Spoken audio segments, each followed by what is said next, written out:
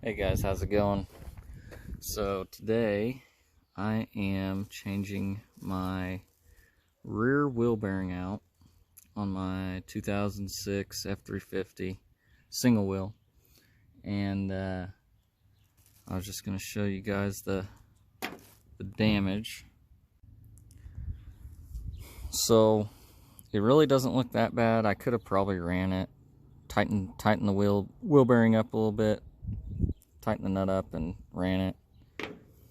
So if you don't know how to tell, let's see if I can get better light in here. If you don't know how to tell how when your bearings are actually bad or not, you see it's just kind of a dull shine, and then it's got little ribs in there. Little ribs in there from the roller bearings. I'll show you the new race. Nice and shiny, no ribs, all good to go. Same thing with the bearing. Unfortunately, I dropped this old one in the dirt, but it's more of a dull shine. It's got a few little pits in it. Like I said, not terrible. It would have ran for quite a while, but that's the new one. It's got a lot more shine on it. It's not dull.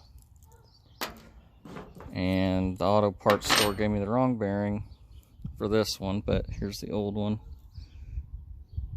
Again, it's just kind of a dull, and then if you can really see in there, but you can see some grooves in there and stuff like that.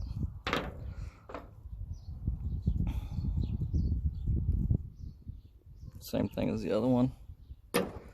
Oddly enough, the reason I wasn't going to actually replace it, and I was just going to tighten it up because I noticed it was just a little loose, but it didn't look like it was leaking any oil. So at least normally the way I've always noticed is when you go to just looking around your truck, you'll have a wheel seal leaking, and normally when your wheel seal leaking, normally your bearings are bad. At least that's been my experience with it. But catching it early prevents you from getting score marks in this, and it makes everything come out a lot easier before it completely grenades. This one, everything came off easy. The hardest thing was getting everything else off that was dirty and rusted in here, because I'm pretty sure those very well could have been the original bearings.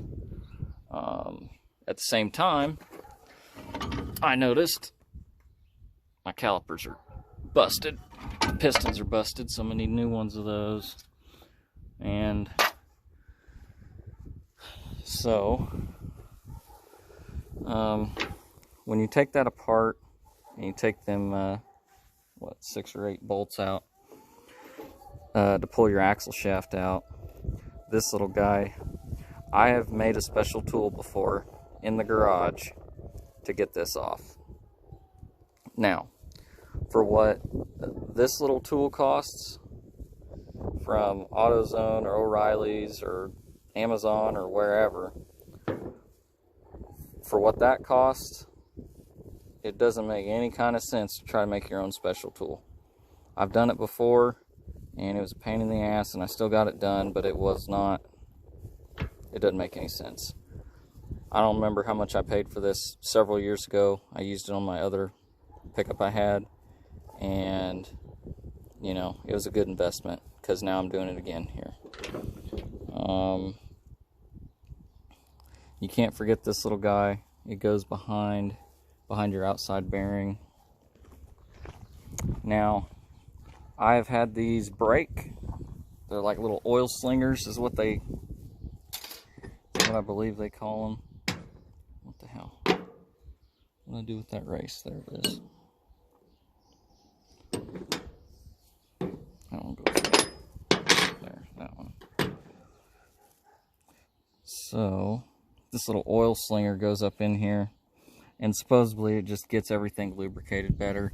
I've broke one of these before and didn't have one, and I just left it out, and I never had any issues, and I know a lot of other guys that have never had issues. So something to think about. If yours is broke, it is acceptable just to say, well, it's broke, and throw it out.